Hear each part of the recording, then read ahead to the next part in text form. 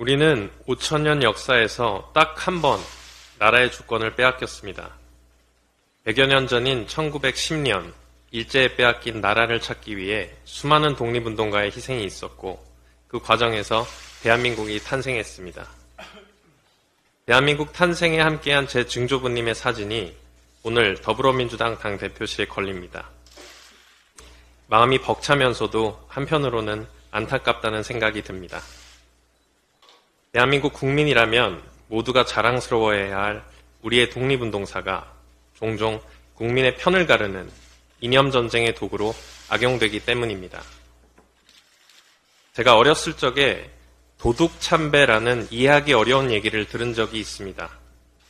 백범이 암살당하고 그를 추모하기 위해 효창원에 참배하러 가면 어디선가 나타나 이름을 캐묻고 받아 적던 무서운 사람들이 생겨나자 국민들이 몰래 참배하면서 생긴 말이라고 합니다. 도둑참배는 시간이 흘러 친일파에 대해 배우고 백범이란 인물이 그들에게 어떤 존재였는지 알게 되면서 이해하게 됐습니다. 지금 독립운동사가 이념전쟁의 도구로 전락하는 것을 막는 방법은 간단하다고 생각합니다. 우리 모두가 독립정신을 한마음 한뜻으로 기리면 됩니다. 하지만 그럴 수 없습니다.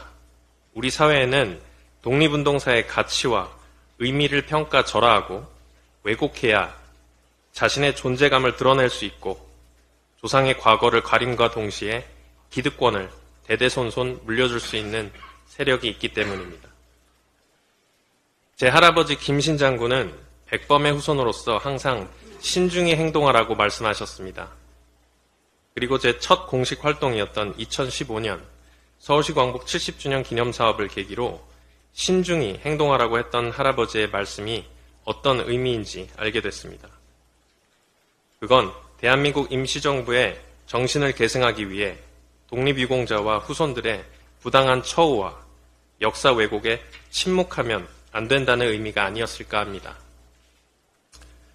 저는 지금까지의 활동 속에서 백범의 경호를 맡으셨던 광복군 윤경빈 선생님, 위안부 평화비 설립과 보신각 타종 행사에서는 김복동 할머니와 구남도 강제동원 생환자인 이인우 선생님을 직접 만나뵐 수 있었습니다. 하지만 안타깝게도 시간의 흐름 속에서 앞서 소개하신 세 분들은 모두 우리 곁을 떠나셨습니다. 그리고 우리는 보수정부의 무책임과 무능함 속에서 또다시 원치 않는 이별을 마주할 것이기에 저는 더 이상 침묵하지 않을 것입니다. 지금 정부는 강제동원 피해자의 배상과 보상 문제를 3자 변제라는 어처구니 없는 방식으로 회방하고 위안부 할머니들을 만나 일본의 사과를 꼭 받아오겠다고 한 약속은 어딘가로 증발하여 언급도 되지 않고 있습니다. 그리고 여전히 독립운동은 3대가 망하는 일로 치부되고 최근에는 독립운동가의 흉상까지 이전하려는 악행을 서슴지 않고 있습니다. 게다가 일본과의 과거세 문제는 언급조차 못하고 있으니 대한민국 헌법 정신은 어디에서도 찾을 길이 없습니다. 최근 국민의힘 비대위원 중 한 분이 제 증조부님을 폭탄 던지던 분이 국제정세와 나라 돌아가는 시스템에 대해서 잘 알까라는 망언을 한 것으로 밝혀졌습니다.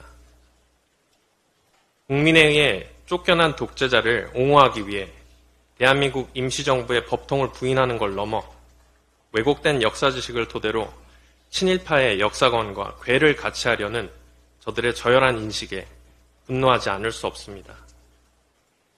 대한민국 임시정부는 혼란스러웠던 국제정세 속에서 우리가 할 수 있었던 가장 현명한 선택이자 수많은 독립운동가들 그리고 모든 국민이 지켜온 자랑스러운 역사임을 잊어서는 안 됩니다.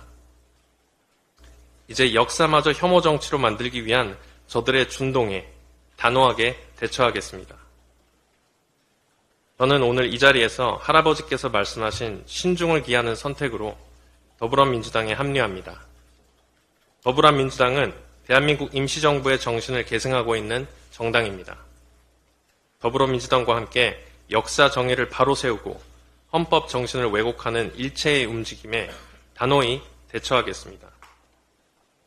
부디 이러한 노력이 모든 정당으로 전파되고 머지않아 대한민국 임시정부의 역사와 독립운동사가 특정 정당에서만 기리는 역사가 되지 않기를 희망합니다. 이제 저는 대한민국 사람이라는 자긍심으로 백범이 꿈꾸었던 자주 국방력을 가진 선진국, 다른 나라의 모범이 되는 문화 강국의 길을 국민과 더불어 올바르고 당당하게 걸어가겠습니다. 감사합니다.